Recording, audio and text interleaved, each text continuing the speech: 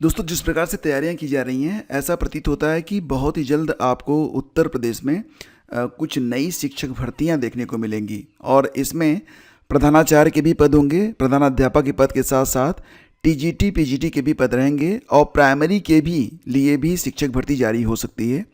एक पत्र इसमें बहुत ही तेज़ी से वायरल हो रहा है जो कि आपके सामने है और इस पत्र को जारी किया गया है यानी कि भेजा गया है शिक्षा निदेशक प्रयागराज की ओर से समस्त जिला विद्यालय निरीक्षकों को। और ये एक ऐसा पत्र है जो कि आप देख पा रहे हैं समयबद्ध है और सेम डे में इसका रिप्लाई भी देना है।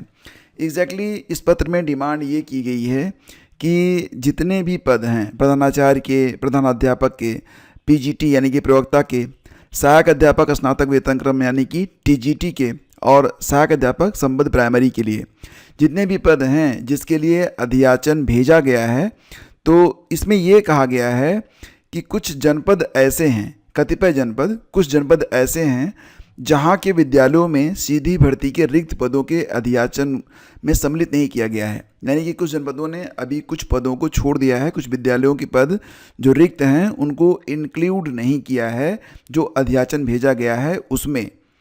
तो ये बात कंफर्म करने के लिए, वेरीफाई करने के लिए कहा गया है कि कोई भी पद जो कि सीधी भर्ती के अंतर्गत आता हो, वो टीजीटी का हो, पीजीटी का हो, प्राइमरी शिक्षक भर्ती का हो, प्रधानाध्यापक का हो या फिर प्रधानाचार्य का हो, तो कोई भी पद यहाँ पर छूटना नहीं चाहिए। और इसके लिए कहा गया कि एक प्रमाण पत्र, इस आशय का एक प्रमाण पत्र आप लोग फटाफट भेजिए 2 दिवस में, जिसमें लिखा गया हो, प्रमाणित किया जाता है कि जनपद के अशासकीय सहायता प्राप्त माध्यमिक विद्यालयों में सीधी भर्ती के रिक्त ये जो भर्तियां होंगी, इसमें कहा जा रहा है कि 31 मार्च 2026 तक जो भी पद रिक्त हो रहे हैं उनको इस अधियाचन में शामिल किया जाए। तो कहा गया कि रिक्त जो पद हैं वर्ष 2025-26 ऑफलाइन स्थानांतरण हेतु पूर्व में निदेशालय को प्रेषित पदों को छोड़कर शेष समस्त पद निदेशालय को प्रेषित किए गए अधियाचन में सम्मिलित या प्रेषित कर लिया गया है। उक्त के अतिरिक्त सीधी भर्ती का कोई भी पद अधियाचन के लिए शेष नहीं है। मतलब ये कि जितने भी पद हैं सभी को अधियाचन में रखा गया है, भेजा गया है और कोई भी पद ऐसा नहीं है जो कि सीधी भर्ती के अंतर्गत आता हो और अधियाचन में उसका उल्लेख न किया गया हो।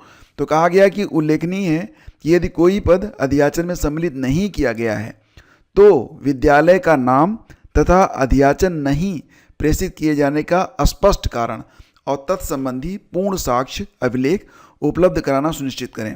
प्रकरण अत्यंत महत्वपूर्ण एवं उच्च स्तरीय आदेशों से आच्छादित है, इस हेतु आपका व्यक्तिगत ध्यान समयबद्धता अपेक्षित है।